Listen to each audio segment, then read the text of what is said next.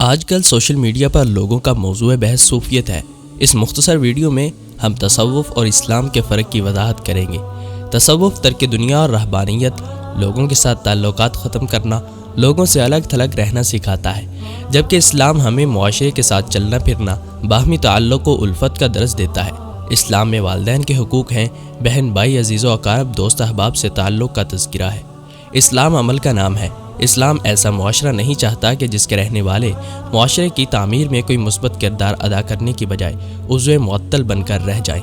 آپ نے وہ مشہور حدیث سنی ہوگی کہ جس میں 3 صحابہ نے اللہ کی قربت اور عبادت کے واسطے شادی نہ کرنے، ہمیشہ تہجد پڑھنے اور مستقل نفلی روزے رکھنے کے عزم کا اظہار کیا۔ تو جب ان کے اس ارادے کا نبی کریم صلی اللہ علیہ وسلم کو پتہ چلا تو نہایت ناراض ہوئے اور اپنی مثال دے کر فرمایا، میں نے شادی بھی کی، نفلی روزہ رکھتا بھی ہوں اور چھوڑتا بھی ہوں، رات کو تہجد پڑھتا بھی ہوں اور سوتا بھی ہوں۔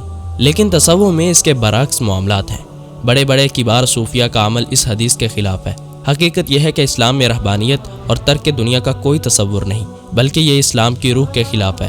اگر آپ اہل تصوف کے دنیا داری کے بارے میں نظریات کو پڑھیں گے تو آپ حیران رہ جائیں گے، اور یہ لوگ اپنے ان نظریات کے لیے بہت سے منسوب اقوال اور احادیث بھی پیش کرتے ہیں، لیکن ان میں سے اکثر یا تو ضعیف ہوتے ہیں یا ان کو ان کے سیاق سے ہٹ کر پیش کیا جاتا ہے۔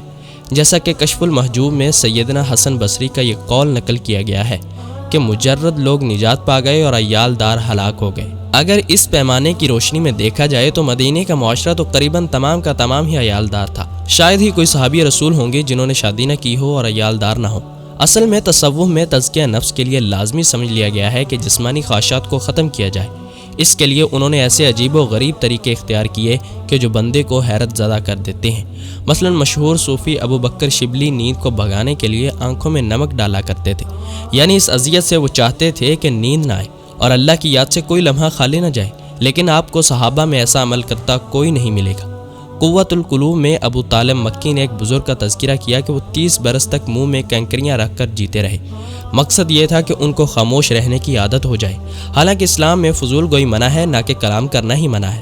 کشف المحجوب میں ایک بزرگ کا ذکر ہے کہ 24 برس کھڑے رہے، صرف نماز میں تشہد کے لیے بیٹھتے۔ امام غزالی تو اہل تصوف کا رات رات پر الٹا کھڑا ہونا بھی ذکر کرتے ہیں۔ اس طرح کی مشقت والی عبادات کی تو آپ کو اہل تصوف کے ہاں سینکڑوں روایات مل جائیں گی، لیکن جس تسلسل سے تجرد کی حمایت میں اور نکاح کی مذمت میں لکھا گیا، اس کی مثال کم ملے گی۔ اسی طرح ابراہیم بن ادہم سے منسوب ہے کہ وہ کہتے تھے کہ جس نے شادی کر لی گویا وہ کشتی کا سوار ہو گیا، اور جس کی اولاد ہو گئی گویا کہ وہ ڈوب گیا۔